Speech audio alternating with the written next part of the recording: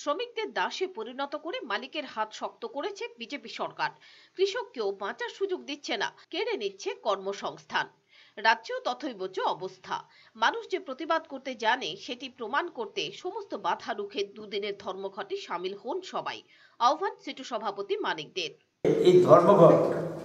এই ধর্মঘটের উল্লেখযোগ্য দিকগুলো কি?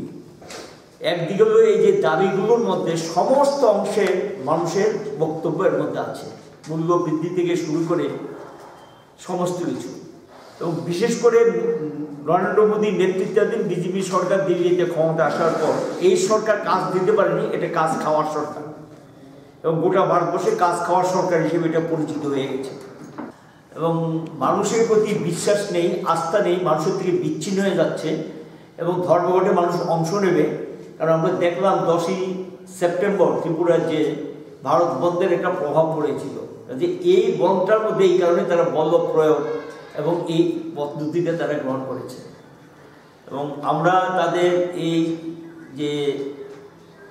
যে পদ্ধতিতে তারা বহিঃপ্রকাশ ঘটেছেন এটা তীব্র প্রতিবাদ জানাচ্ছি এবং তীব্র নিন্দা করছি। ভয় থাকবে, ভীতি থাকবে, এটাকে উপেক্ষা করে সামিল হয়, তাদের সমর্থন যাতে আমরা পাই। এদিন সিটু রাজ্য দপ্তরে সাংবাদিকদের সাথে কথা বলেন তিনি। মোদী সরকারের একের পর এক ব্যর্থতা এবং ভাওতার উদাহরণ তুলে ধরে মানিকবাবুর বক্তব্য, শ্রমিকদের অধিকার আদায়ের লড়াই সংগ্রামে বাধা দিচ্ছে পুলিশ। চরম অগণতান্ত্রিক পরিস্থিতি তৈরি হয়েছে রাজ্যে। বন্ধের বিরুদ্ধে সার্কুলার জারি করা হয়েছে হুঁশিয়ারি দিয়ে। এই ঘটনার তীব্র নিন্দা জানিয়েছেন মানিকবাবু। ধর্মঘটের দিন যত ঘনিয়ে আসছে সেখানে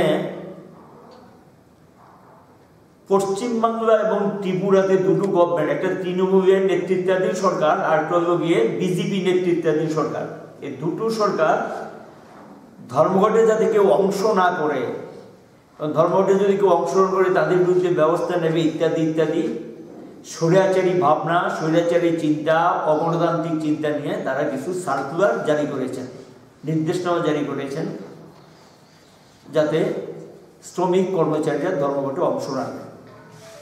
আমরা তাদের এই স্বৈরাচারী অগণতান্ত্রিক চিন্তাভাবনার তীব্র প্রতিবাদ জানাচ্ছি। অগণতান্ত্রিক এবং স্বৈরাচারী চিন্তাভাবনা নিয়ে বেশি দিন টিকে থাকা যায় না। আমাদের মানিকবাবুর প্রশ্ন, ন্যূনতম মজুরির দাবি কি অন্যায়? রুজির দাবি করা কি অন্যায়? আসলে ওরা ভয় পাচ্ছে মানুষকে। সাম্প্রদায়িক বিভাজনকে রুখতে চ্যালেঞ্জ জানিয়েছে দেশের মানুষ ঐক্যবদ্ধ হয়ে মোদী সরকারের বিরুদ্ধে। এখানেই আতঙ্কিত বিজেপি। বিভাজনের রাজনীতি বিজেপি করছে এবং সেই ধর্মের নামে দেশটাকে ভাগ করার চেষ্টা করছে, এবং এই বিভাজনটাকে রুখে দেওয়ার জন্য শ্রমজীবীদের এই ধর্মঘট চ্যালেঞ্জ হিসেবে বিজেপির সামনে দাঁড়িয়ে গেছে। গোটা ভারতবর্ষে যখন ধর্মের নামে, সম্প্রদায়ের নামে বিভাজনের চেষ্টা করছে, এটাকে চ্যালেঞ্জ করে শ্রমজীবী এবং সাধারণ মানুষের মধ্যে কৃষক সহ একটা ব্যাপক ঐক্য গড়ে উঠেছে, যেটা এখন আতঙ্কিত, বিজেপি আতঙ্কিত। সাংবাদিক সম্মেলনে উপস্থিত ছিলেন সিটু নেতৃত্ব পাঞ্চালী ভট্টাচার্য, ইউটিইউসি, টিইউসিসি, এআইসিসিটিইউ নেতৃত্ব। পিওর রিপোর্ট, চ্যানেল দিন রাত।